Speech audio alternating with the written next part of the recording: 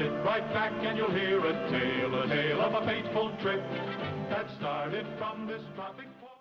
There are different reasons why a specific vintage radio commands extraordinary collectors' interest. Technical specifications, extravagance, aesthetical appeal, designer's name, and so on. But a radio can also come to fame even long after its first inception, simply because it was used as a prop in a famous movie or TV series. The best known case being Zenith's Model 232, otherwise called the Walton. Here is another one, Packard Bell's Model AR-851, known as the Gilligan's Island radio. It is a handsome AM 8-transistor radio with excellent specifications made in Japan in 1964. Widely accepted is the belief that during the 64 to 67 shootings of the series, they used two radios slightly differing by their colors, white and off-white, often also called ivory or beige. I think these color variations are the result of poor manufacturing control and or aging under different light exposures and or different camera settings when taking pictures. The two radios presented here also seem to be differently colored. I call them the white and the ivory radio, but only when photographed side by side, and I refer to them as being both in the authentic Gilligan color as opposed to a brown version that also was sold by Packard Bell. There is no mention of a model number on or inside the radios, but since there exists an almost identical radio, model AR-851 made by Iowa, this model number is normally assigned also to the Packard Bell version. Certainly the radio was made in Japan and has an almost generic 8-transistor chassis using Toshiba's 2SA-SB germanium PNP transistors. The show radio's antenna and handle, however, were not authentic, but added by the show's prop crew.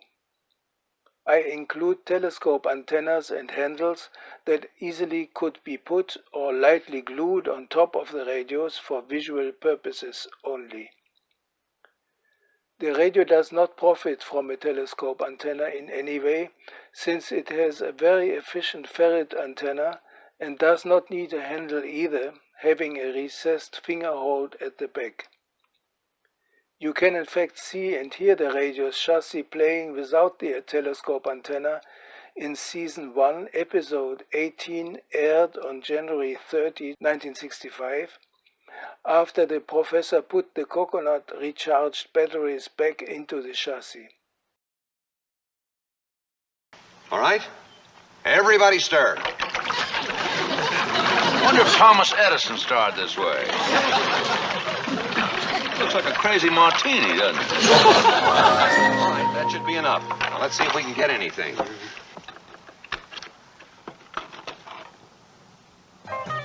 Oh, it worked! Hey!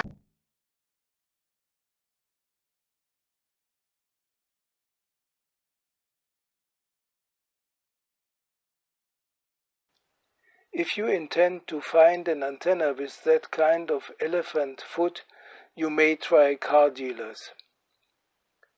Here is playing first the white radio taken from Chilliwack to downtown Vancouver for the video.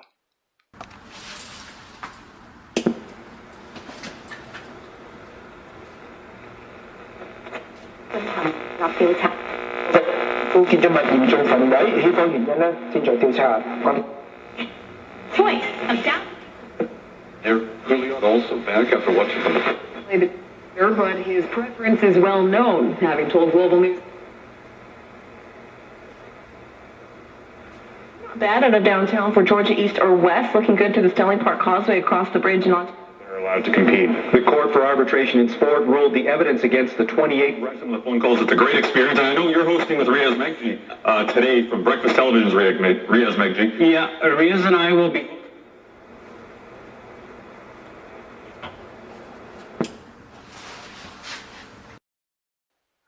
And this is the Ivory radio, also playing in Vancouver.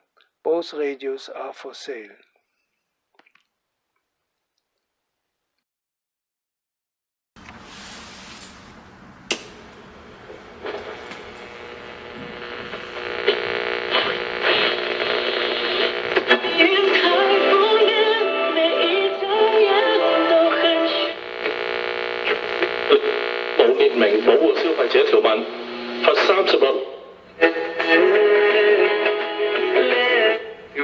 Between now and Saturday, talking to party members to grab it.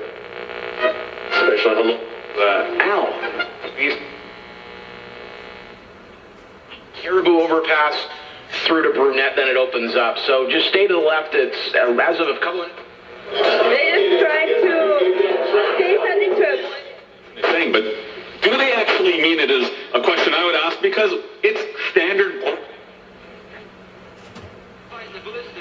So they had to count off 1, 2, 3.